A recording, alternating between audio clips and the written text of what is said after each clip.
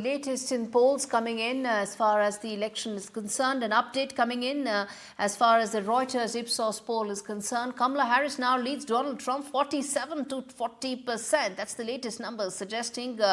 And the latest CNN poll says, well, it's more neck and neck. It's 48 to 47%. So while the Reuters Ipsos poll seems to be headed towards one direction, CNN seems to suggest a different picture. And that's exactly what all pre-election polls are all about. They capture pulse of the voters to a certain extent. On your screens are also some numbers that tell on specific topics which are the candidate that is leading. On economy, Donald Trump seems to be leading Kamala Harris by a huge margin. Similar is the case for immigration. Remember, these are the two biggest issues on which US is going to vote. America is going to vote on the 5th of November. On immigration, 49 to 35%. And it's a similar story as far as the economy is concerned. Now, neck and neck they are, however, in the battleground states, so the swing states. These are the states that have swung from Republican to Democrat or vice versa in the last 25 odd years.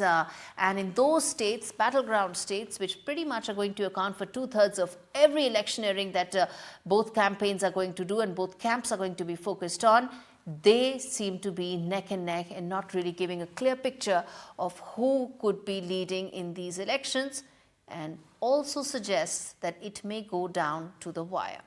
Okay, let's open this up and let's get in our guest this evening. Anand Ahuja, who's attorney at law, Indian Americans for Trump, joins me on the broadcast. Good to have you, sir. David Cay Johnston, he's a professor of public policy at the Rochester Institute of Technology. And we have Karthick Ramakrishnan, who's the founder and executive director of AAPI as well. Thank you so much, gentlemen, for joining in. Anand, let me start with you, sir. As things stand right now, well, if you look at the Reuters Ipsos poll, it seems to be suggesting that Kamala Harris has got and managed to get a bit of a lead, a significant lead over Donald Trump. If you ask me honestly, the only poll that matters is the poll on the election day. So before that, there can be ups and downs. At times, Trump may be leading in certain polls. Kamala Harris may be leading one day on certain polls. But eventually, what matters is what election results state on the election day. That's a motherhood statement, sir. That's a motherhood statement. Of course, only results matter. But these polls pretty much capture the mood of the voter, right? They capture the pulse of the people going into these elections, right? So if you ask me on that particular point, then as you said very rightly, that there are two major issues.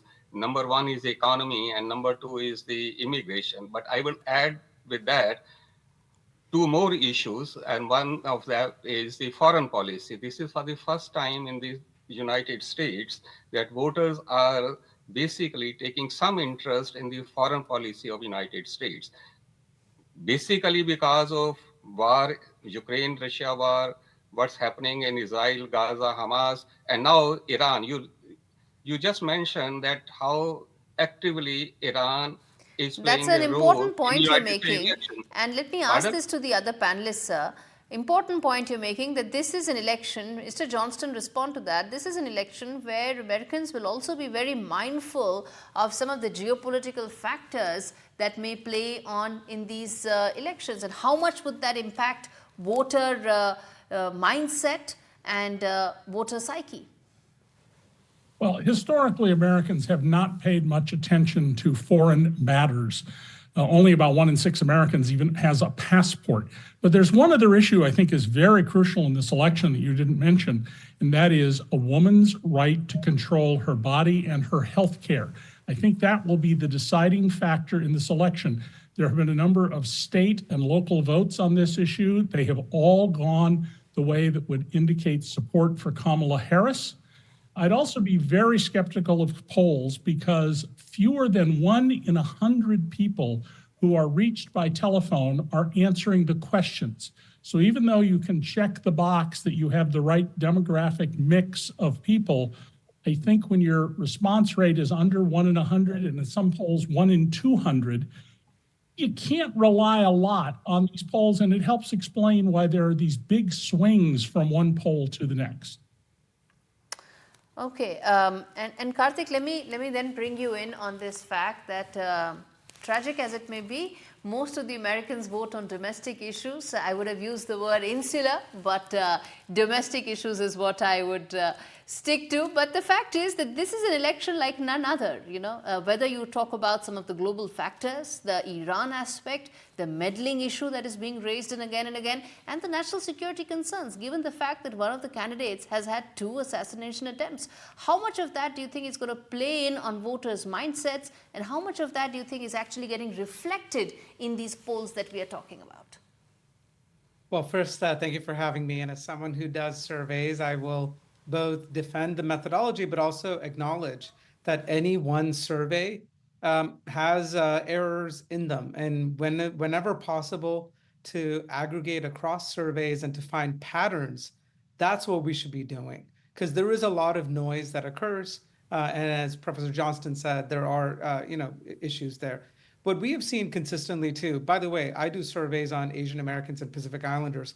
Even among Asian Americans and Pacific Islanders, the only group that is majority immigrant, if you look at Asian Americans, foreign policy is very low as an issue. But can foreign policy play a role? Absolutely, but indirectly. So for example, if there's foreign interference in elections through misinformation and disinformation, usually we don't find out about this until months, if not years after, but now there's faster detection systems going on. That is one way that foreign policy can make a difference. One can also imagine that college campuses, depending on what happens in Israel, Gaza, if it's really egregious, that might be a source of tension that might hurt the Democratic Party. So there are ways that foreign policy could make a difference. It's at the margins, and the only way it makes a big difference is if it somehow directly affects issues like inflation or campus unrest. Absolutely. Cost of living is what one hears again and again across the world as being a factor. And in fact, Professor Johnston, let me ask you this, that the 2 issues on which American voters are really expected to decide, which is immigration and economy, apart from abortion that you mentioned as well, both on immigration and economy, the numbers seem to totally be swinging in favor of the Republican candidate. Is that what the mood is on ground? I'm asking this because as of now, all we have are these polls and all we have are these numbers. Well, again, those are the 2 issues that Donald Trump wants the election to be about.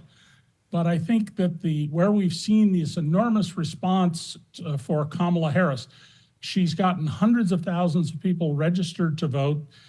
She's collecting about 3 times as much money each day from contributions as Donald Trump. The issue there, I think, is the U.S. Supreme Court decision, the first one to ever take away a right, and that was the right for a woman to have an abortion.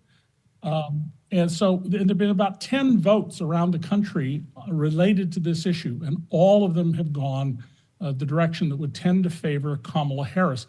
Okay. But the election is really about 7 states, the battleground states, not the whole country. We do not elect by popular vote in America. We elect the president through something called the Electoral College. Right. And this decision will be by 7 states. Right. Very quickly, Mr. Ahuja, respond to that what Professor Johnston said, that the Republicans want this election to be only about 2 issues, but it's much more than that. With due respect, I beg to differ with Professor Johnson. He is a learned person, but as far as the issue of abortion is concerned, there are 2 factors here. Number 1, Supreme Court has not taken away the right of women. The only thing Supreme Court has said that it's not a federal matter, it's a matter that has to be decided by states.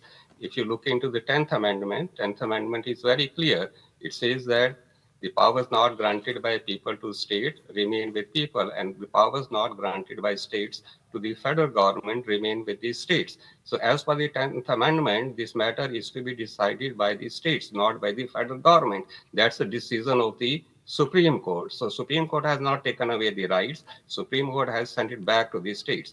Number 2, abortion is an issue in this election. Abortion is an issue, but it's not to that extent as economy, foreign relations, and basically, if you ask me, immigration. These 3 issues are. The reason for that is abortion basically has been made a big issue by Democrats and media, and that is limited to urban women. If you go to rural women, they are not that much bothered about the abortion as they are In fact, they are more bothered about the grocery they are purchasing Okay. and running their household than the abortion in rural Okay, areas. I'm afraid, gentlemen, I'm out of time. One would imagine that the leader of the free world would be chosen on issues other than, something as private as abortion, but that's what it comes down to. Karthick Ramakrishnan, I'm going to come back to you in another day. I'm afraid I'm completely out of time, but on what Indian Americans are saying is a conversation we're going to come back to in about a couple of days, and I owe you that conversation in greater detail. Thank you so much, gentlemen, for taking out the time and speaking to me on US Election Watch.